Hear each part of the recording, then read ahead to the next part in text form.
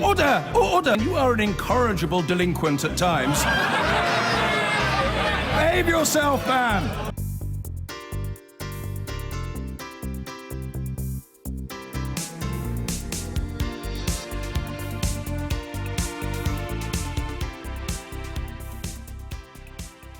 A 23-year-old man from Lancashire has pleaded guilty to plotting to murder his MP. Jack Renshaw admitted buying a machete with the intention of killing Labour's Rosie Cooper and threatening to kill a police officer.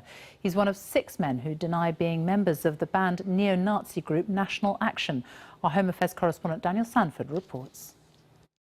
And that's a way to spit in the establishment's face, and the youth will love that. Jack Renshaw, 23 years old, who today suddenly admitted to a jury that he'd planned to kill a Labour MP and threatened to kill a police officer who was investigating him for grooming children for sex. The prosecution say he'd already bought a machete for the murder, described by its manufacturers as 19 inches of unprecedented slashing power. Christopher Lithgow is accused of being the secret leader of his group, a believer in race war who encouraged him to carry out the murder. In World War II, we took the wrong side. We should have been fighting the communists. This was Renshaw before the group, National Action, was banned for being virulently racist and celebrating the murder of Joe Cox MP.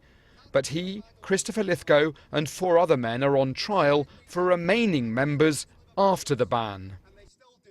Outlining the case against the 6 men, Duncan Atkinson QC explained that last July, Jack Renshaw was planning to kill an MP himself.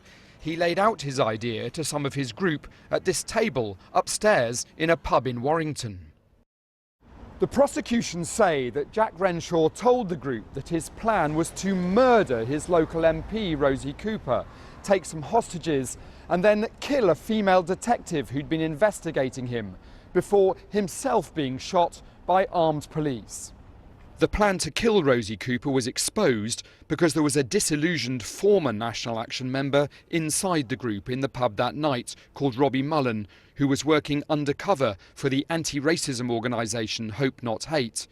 According to him, Jack Renshaw wanted to kill Rosie Cooper in the name of National Action, and that night Christopher Lithgow gave his approval. Christopher Lithgow denies that, and all 6 men deny being members of National Action after it was banned. Daniel Sanford, BBC News, at the Old Bailey.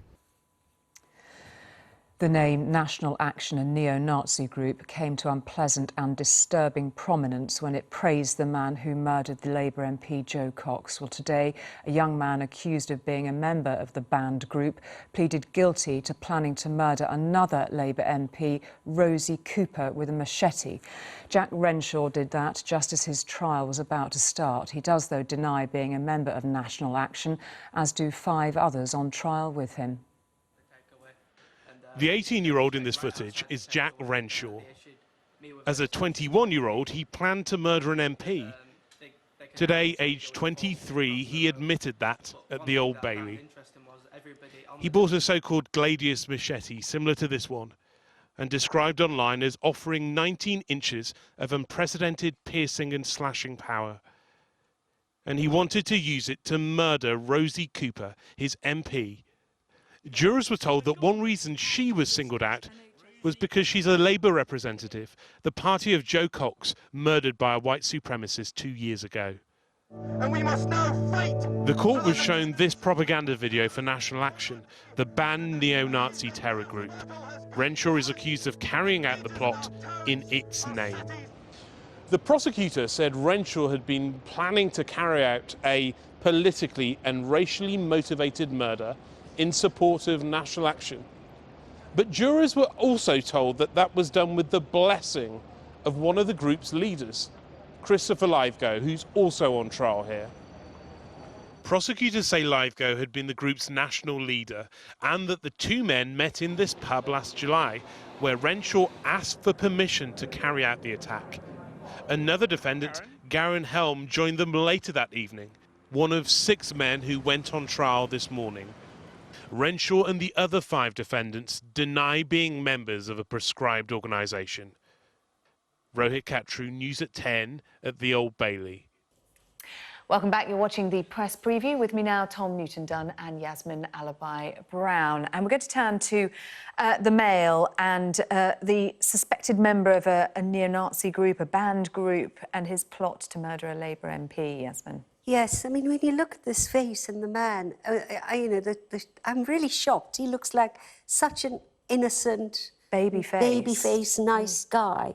And he, has pleaded guilty to plotting to commit these terrorist acts against the MP, Labour MP Rosie Cooper, and then apparently he thought she was too well protected, but there were they want to start a white jihadi movement, guys like this. He denies being member of the only extreme right-wing group, proscribed group in this country at the moment, which is National Action.